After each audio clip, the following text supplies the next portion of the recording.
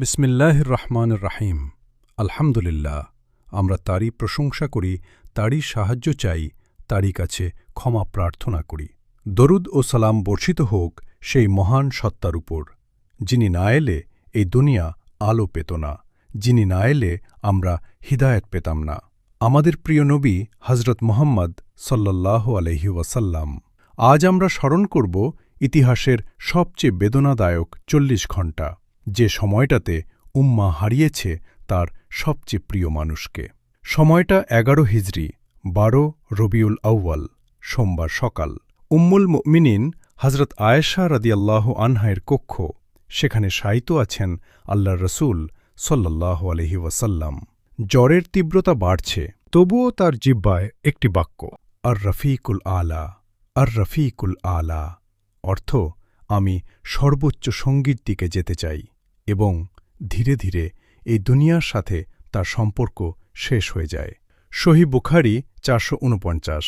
সেই মুহূর্তে মদিনার বাতাস থেমে যায়, চারদিকে নেমে আসে গভীর নীরবতা। এই খবর যখন ছড়িয়ে পড়ে, সাহাবায়ে কেরাম যেন বিশ্বাসই করতে পারছিলেন না। হজরত উমর রাদিয়াল্লাহু আনহু বলছিলেন, যে বলবে রসূল সাল্লাল্লাহু আলাইহি ওয়াসাল্লাম ইন্তেকাল করেছেন, আমি তার শিরশ্ছেদ করব। এ যেন ভালোবাসার এক তীব্র বহিঃপ্রকাশ। ঠিক সেই সময় হজরত আবু বকর রাদিয়াল্লাহু আনহু এগিয়ে এলেন।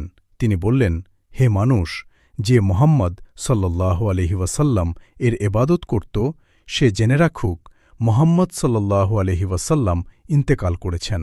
আর যে আল্লাহর এবাদত করে তিনি চিরঞ্জীব, কখনো মৃত্যুবরণ করবেন না।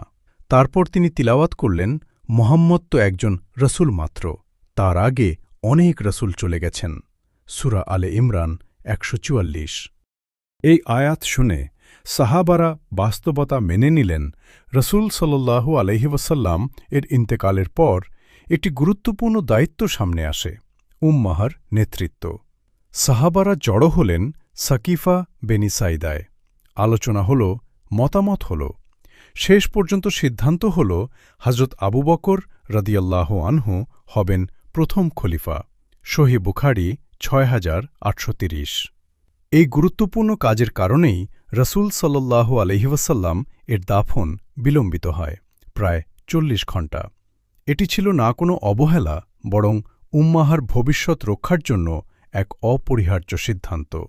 এরপর শুরু হয় পৃথিবীর সবচেয়ে সম্মানিত দেহের গোসল। হজরত আলী রাদিয়াল্লাহু আনহু, হজরত আব্বাস রাদিয়াল্লাহু আনহু এবং তার নিকটাত্মীয়রা এই দায়িত্ব পালন করেন। একটি বিশেষ বিষয়, রসূল সাল্লাল্লাহু আলাইহি ওয়াসাল্লামকে কাপড় খুলে নয়, বরং কাপড় পরিহিত অবস্থায় গোসল দেওয়া হয়। আবু দাউদ ৩১৪১। এরপর তাকে কাফন দেওয়া হয় ৩টি সাদা ইয়েমেনি কাপড়ে। সহিহ বুখারী ১২৬৪। এবার আসে ইতিহাসের সবচেয়ে ব্যতিক্রমী জানাজা। রসূল সাল্লাল্লাহু আলাইহি ওয়াসাল্লামের জানাজায় কোনো একক ইমাম ছিলেন না, কারণ তিনি নিজেই ছিলেন সকল ইমামের ইমাম। মানুষ দলবদ্ধভাবে প্রবেশ করেছে, প্রথমে পুরুষরা, তারপর নারীরা, তারপর শিশুরা। প্রত্যেকে আলাদা আলাদা করে জানাজা আদায় করেছে। ইবনে মাজাহা ১৬২৮।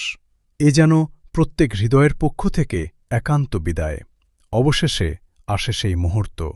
রসূল সাল্লাল্লাহু আলাইহি ওয়াসাল্লামকে দাফন করা হয় ঠিক সেই ঘরেই যেখানে তিনি ইন্তেকাল করেছিলেন, হজরত আয়েশা রাদিয়াল্লাহু আনহা এর কক্ষে, কারণ নবীদের দাফন করা হয় তাদের মৃত্যুস্থানেই।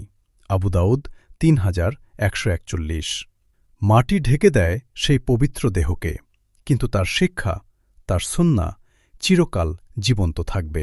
সেই ৪০ ঘণ্টা ছিল ইতিহাসের সবচেয়ে ভারী সময়।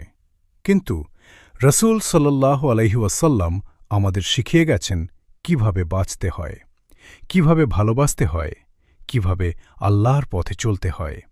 আজ আমরা কি তার পথ অনুসরণ করছি? আসুন এই মুহূর্তেই ভালোবাসা দিয়ে বলি, আল্লাহুম্মা সল্লি ওয়াসাল্লিম আলা নবীনা মুহাম্মদ। সাদাকাল্লাহু আলিয়ুল আজিম। সর্বোচ্চ সুমহান আল্লাহ তাআলা সত্য বলেছেন। আসসালামু আলাইকুম রহমতুল্লাহ বরকাতু। এটা একটি ইসলামিক চ্যানেল। এখানে নিত্য নতুন ভিডিও পাবেন। ইসলামিক ভিডিও পাওয়ার জন্য চ্যানেলটি সাবস্ক্রাইব করুন এবং পাশে থাকা বেল আইকনটি বাজিয়ে দিন। ধন্যবাদ আপনাকে উৎসাহিত করার জন্য।